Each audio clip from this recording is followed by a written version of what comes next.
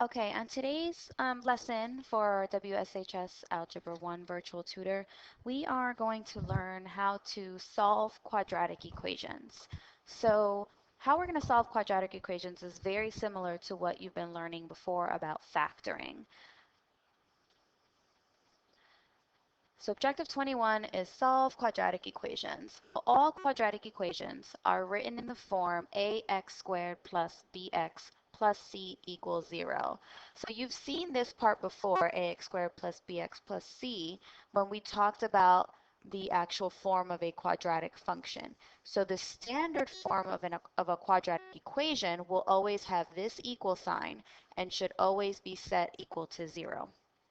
Okay, so this specifically is called standard form.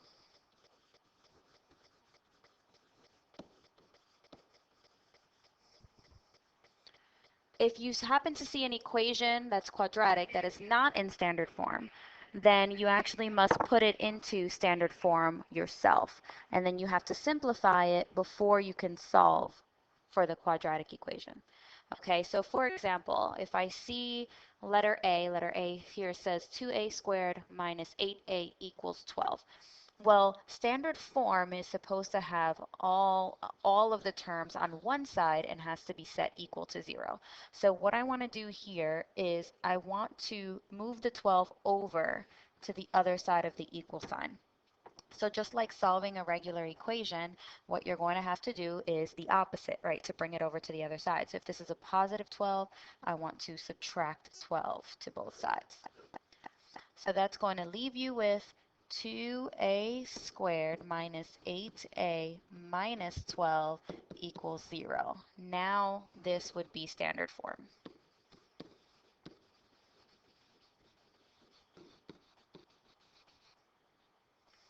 Okay, so let's look at B. B is also not written in standard form, and right away we know because it's not equal to 0 as well. So what we want to do is move this 5a over, right? So we're going to, if this is a positive 5a, we're going to subtract 5a to both sides. Now we have x squared minus 5a minus 6 equals 0. And what you want to do is keep it in this format, where we have the quadratic term written first, the linear term written second, and this actually, I don't know why it has an a, that should be an x. So we'll go ahead and change that to an x because they should be the same variable here. So this is the second term, and then the third term is always the constant. So you want to keep it in this format right here, and make sure that it's set equal to 0. If you were able to actually combine some sort of term, then you would combine like terms before setting equal to 0.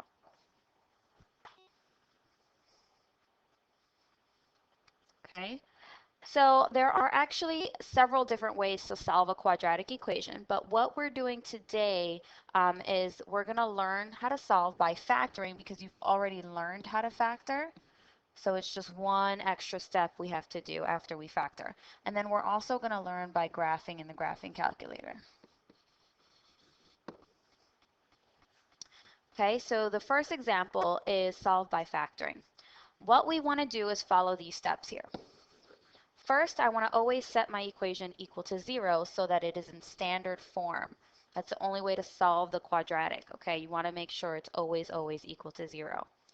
Then you want to factor completely, just like we've been learning where you have to find a GCF if possible, then either find your magic pair, do your slide divide, or your backwards box method, whichever way you learned.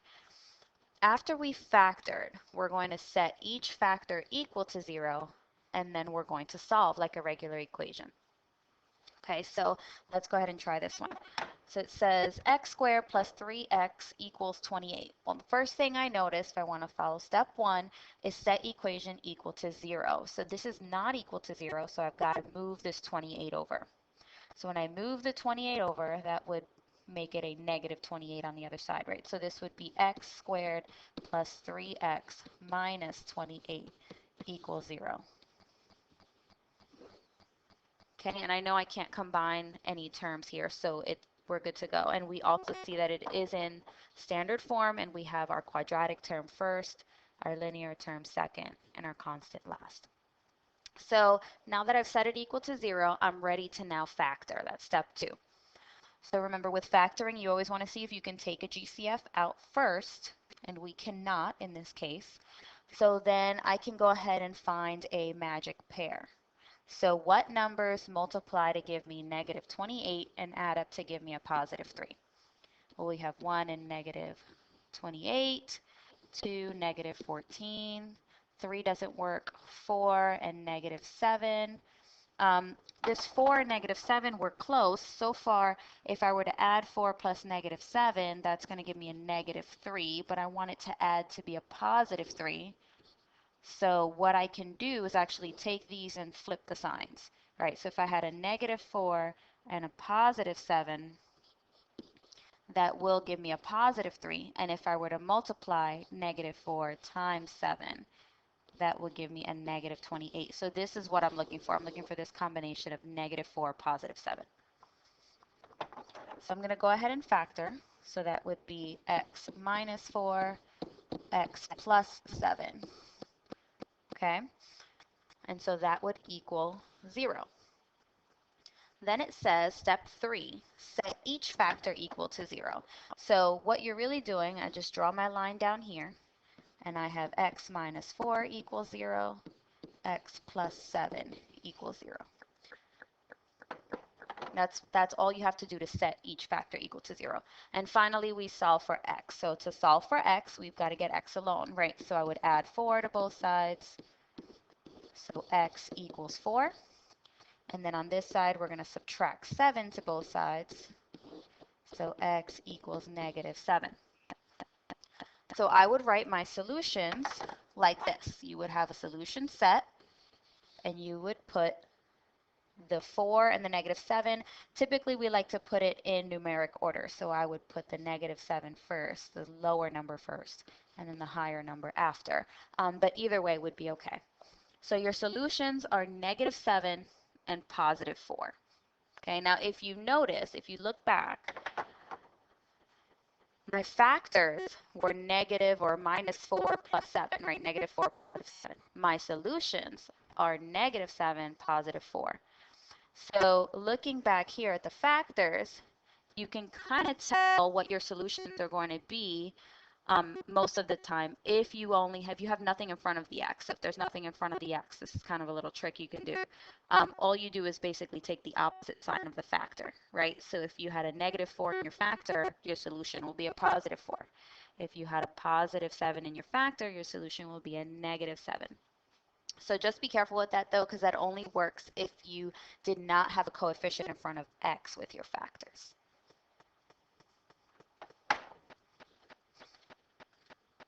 Okay, so let's try another one. So b 5n squared equals 35n. Well, this is not in standard form, so I want to subtract the 35n because I need to make this equal to 0.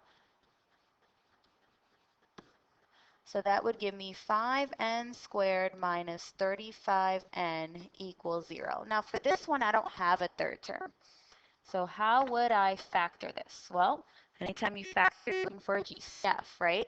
So between 5 and 35, I can actually remove a GCF of 5. Also, between n squared and n, I can actually remove an n. So my GCF is really 5n. So that's going to come out. And then whatever is left over will go in the parentheses, right? So remember, to find out what is left over when you have a GCF, you have to divide by whatever your GCF was. So 5n squared divided by 5n squared, 5 divided by 5, that cancels out, or that's a 1. And we only have one n left over, right? 2 n's on the top, 1 on the bottom, only 1 left.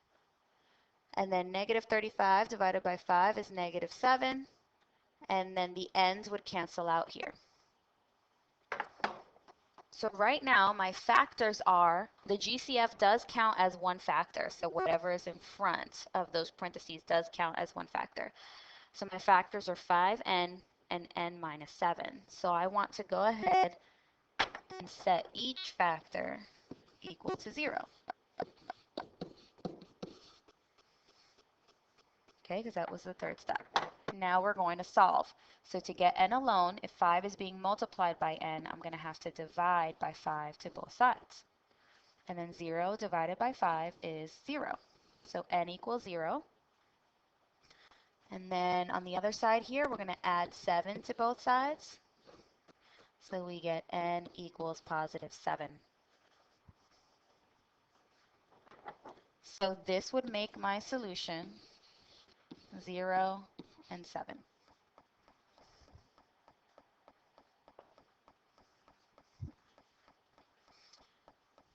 Okay, I'm going to separate this section so I can work on C on this side. Let's try another one. 3k squared plus 17k plus 12 equals 2.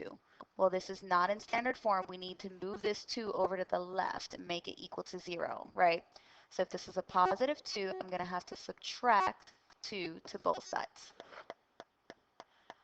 So this time I get 3k squared plus 17k plus, and this would actually turn, and if you notice, I can take the positive 12 and the negative 2, and I can combine these. These are like terms here, right? So a positive 12 plus a negative 2 is actually going to give me a positive 10. So that would equal 0 there. Now we have to go ahead and factor this part here. Okay, again, do I have a GCF that can come out?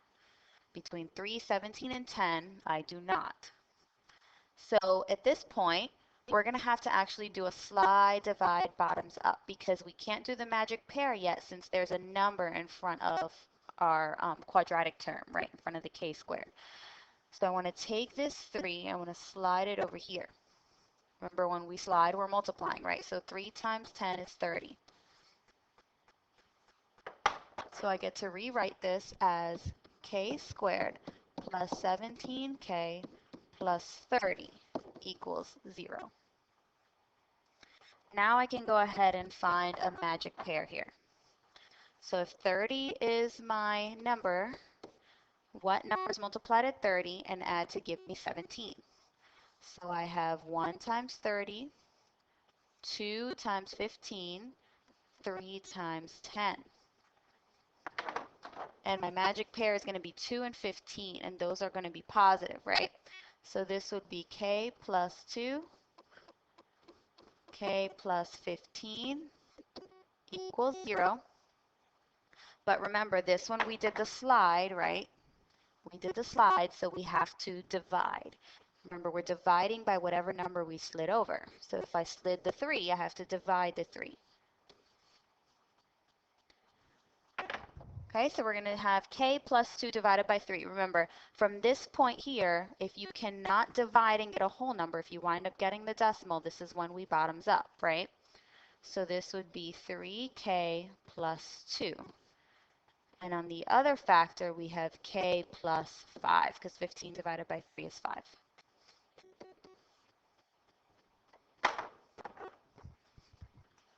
All right, so now that we have our factors, we can set each factor equal to 0.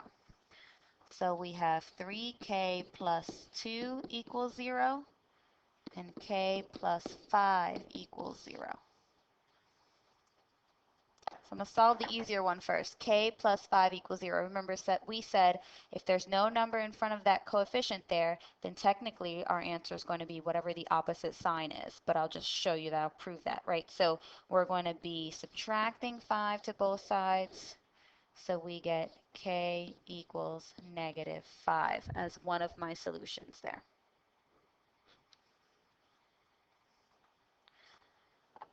For the other one here, we just have to take an extra step. If I'm going to solve for k, then first I'm going to have to subtract 2 to both sides, right? So we get 3k equals negative 2, and then I'm going to have to divide by 3. So here we get k equals negative 2/3. Now, if you notice, remember for this one we had to do slide divide, right? So technically at this point here, when we found these factors right here, k plus 2 over 3, When we knew that we were going to bottoms up, we can just take this fraction and change the sign and have our solution. But you always want to check just to make sure. You always want to, go ahead and verify. It doesn't hurt to actually do the math and do the calculations just to make sure k equals negative 2/3, that you did do it correct. So my solutions are -5 and -2. Okay, so that's what you would do as far as solving by factoring. So you've done the factoring portion for several weeks now. You've done it for a while, so hopefully you're used to it. The only extra step here is setting each factor equal to 0. So typically the factors would most of the time just be the opposite sign. I mean, the solutions, I'm sorry, the solutions would most likely be the opposite sign of whatever the factors are. So you can go that route, okay?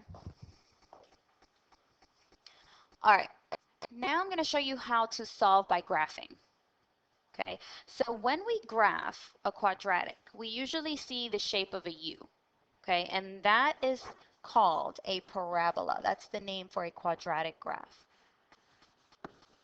Just like you've been used to graphing lines previously, in middle school maybe, you graphed a line before, and a line is, it's typically straight. It can be vertical, horizontal, diagonal. Parabolas are more U-shaped. They look like this. They could also be upside down as well. Okay? All right, so we get parabolas whenever we have an x squared term or a variable squared. It's going to give us a U-shaped graph. Okay, so using your graphing calculator, graph these two quadratics and sketch the graphs below. What do you notice about the two of them? So what I want to do is I want to bring my calculator up. Okay, so you want to turn your calculators on, and you are going to, whenever you're entering a quadratic in your calculator, or any equation in your calculator for that matter, you want to go ahead and press y equals, okay? Well, mine is not on right now. Let me go ahead and turn mine on, so that will help. Okay, so you want to go ahead and press y equals, okay? So here we have y equals, and then we're going to enter the equation in here. So you guys should know by now how to enter the equation, right? Where you press the x squared plus 2x minus 5.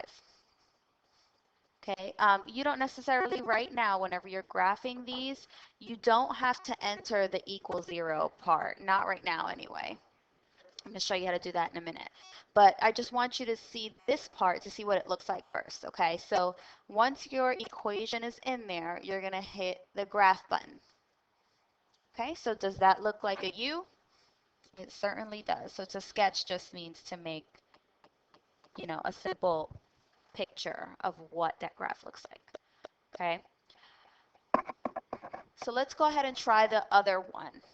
If we're going to plug this other equation into my y equals, you see that this here is a negative, right? So you want to make sure you insert the negative symbol.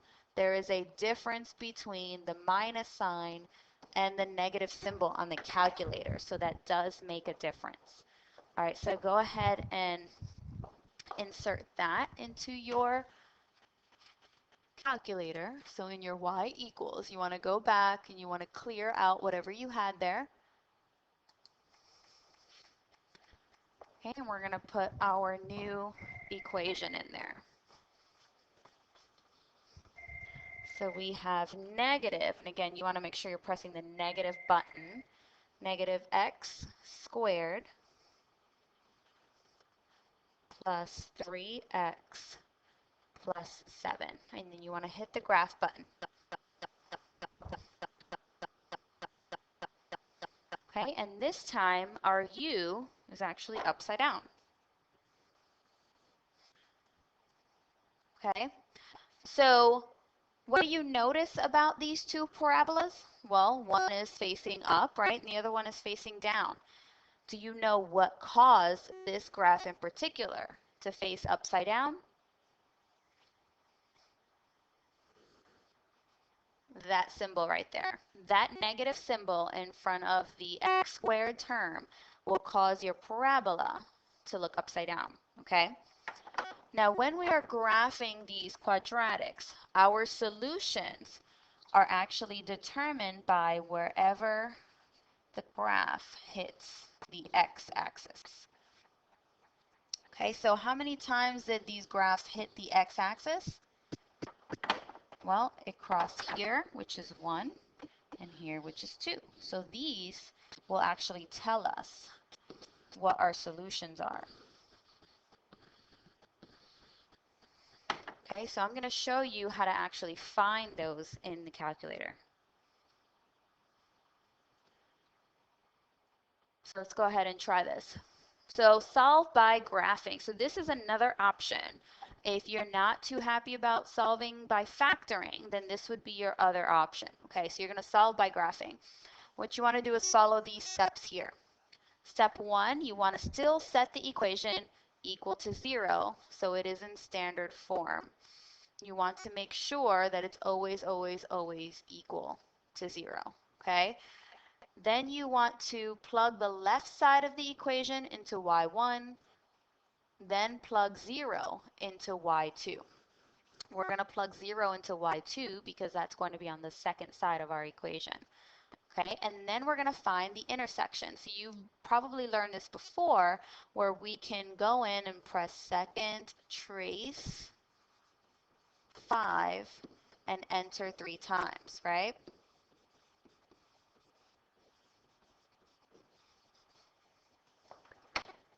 So let's go ahead and get some practice with that.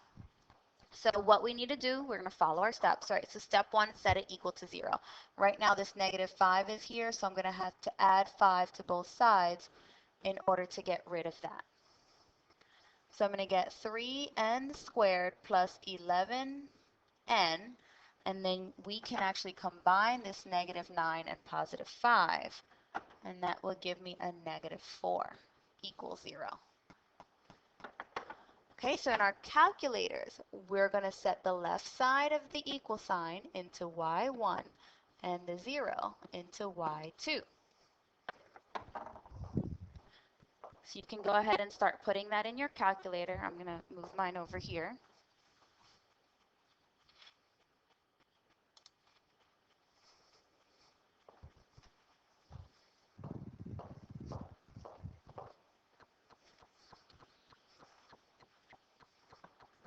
Okay, so let me clear this out. Y equals 3. And we can't put the letter n here, so we're going to have to use x regardless of what variable it is. Okay, 3x squared plus 11x minus 4 and y1. And then to get to y2, we want to go down here, right? So then we're going to press 0. And then we want to press, according to our steps, second trace option 5 for the intersect. So we're going to watch it graph. Okay, and then you'll notice this. It says first curve question mark. So remember we said hit enter, enter, enter. So you want to make sure that once you see that intersection, once you see those questions, you're pressing enter 3 times until you see it say intersection. Okay. So you see how this one gave me a decimal? This is 0.333333. We cannot have that as one of our answers, right? So we're going to need it in fraction form. So if you wanted to, what I would recommend is we're going to go ahead and we're going to copy this decimal down. And if you notice, the 3 is repeating, right? So remember how we would change decimals to fractions? We have to press math frac, right? Math frac enter. So I want to go ahead and press point.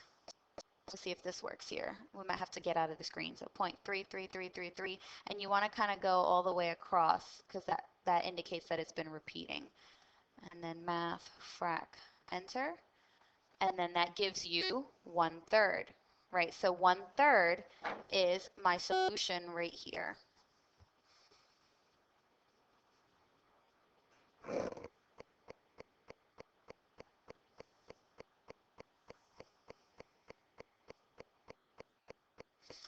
Okay, so 1/3 would be my solution for my first one.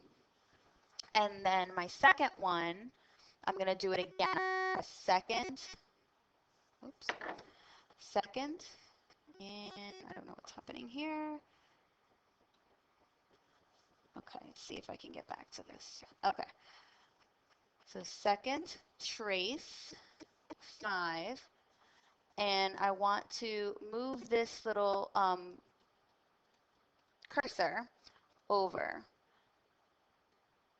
So you see how that blinking light is there, up there blinking? So whenever you want to move it, you have to hit the right or the left arrows, okay? So this time I want to move it over to the other side so I can press enter, enter, enter again. And that didn't give me a decimal, that gave me a nice intersection there of -4. Okay, so once you have those, that's your solution. That's it. You don't have to worry about changing the signs or anything like that. So our solutions are, and we're going to sketch what the graph looked like here a little bit. We knew that it curved something like this, right? And then we had a number here, a number here. So this was a -4, and this was a 1/3. So my solutions are -4 and 1/3. Okay, so again, if you wind up getting a decimal, remember this one said 0.333333 repeated. You want to change that to a fraction. So if it's repeating, you want to make sure you're pressing that same number until you get to the end of the screen. And then you press math frac.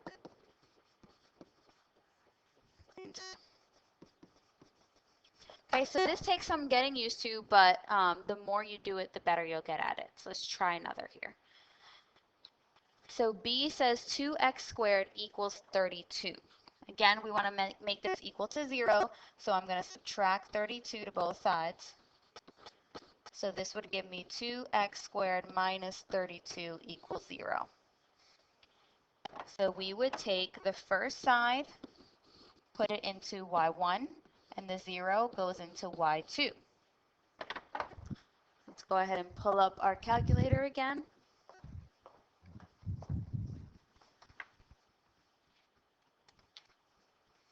Okay, we're going to clear that out there. My y2 already equals 0, so I can leave that there. I just have to rewrite my y1. So we have 2x squared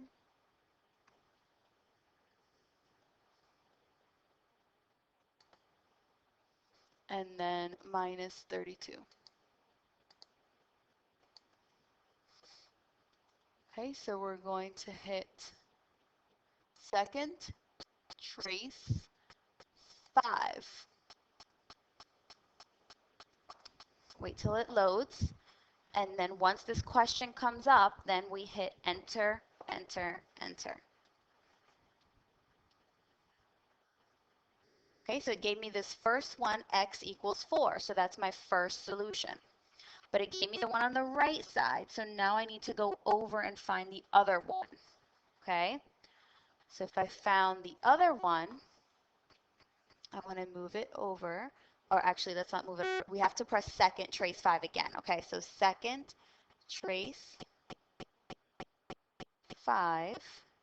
And when this question comes up, you see how it's blinking here on the right side. We want to move it over before we press enter, enter, enter. So I want to kind of keep pressing this arrow to the left until I see that little cursor pop up again.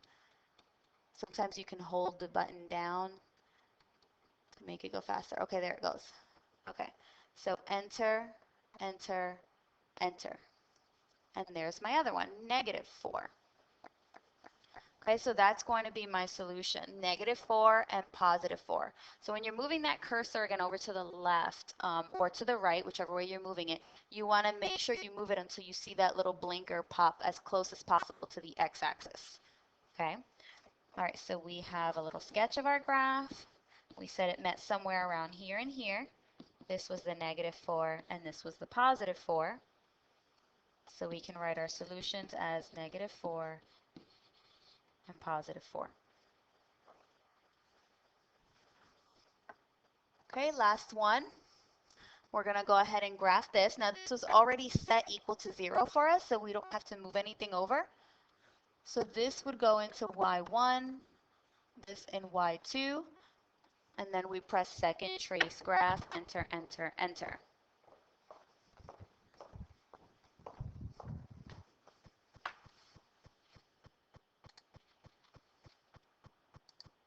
Okay, so I'm going to clear that out, go back to my y equals, clear that. We have to put x squared plus 3. Then second trace 5. Okay, and then enter, enter, enter. Okay, so what happened here? Our calculator says error, no sign change, quit. Do you know why the calculator gave us an error? When we graphed, if you notice the graph, do you see how the parabola did not cross the x-axis? It didn't touch the x-axis at all, right? Remember we said in order for it to be a solution, it has to cross the x-axis, which is this horizontal line right here. So if it does not touch the x-axis at all, then we have no solution. Okay? And that is it. So quick recap, you can solve by factoring. And once you factor, you set each one equal to 0, or you can change the sign of those factors, right? Will be the answer would be the opposite signs. But you always want to double check and just make sure that you did the math correctly. And then you could also graph it. So to graph it, you want to make sure that your equation is set equal to 0 first. So sometimes you have to move some numbers over to the other side by either subtracting them or adding them, doing the opposite sign.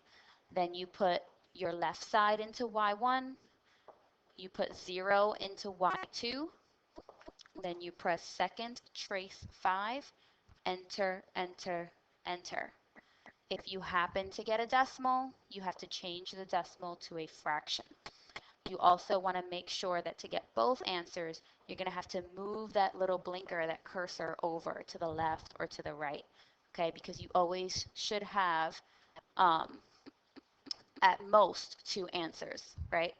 And then if you have no solution is typically if we were to graph it and we see that it does not cross the x-axis at all.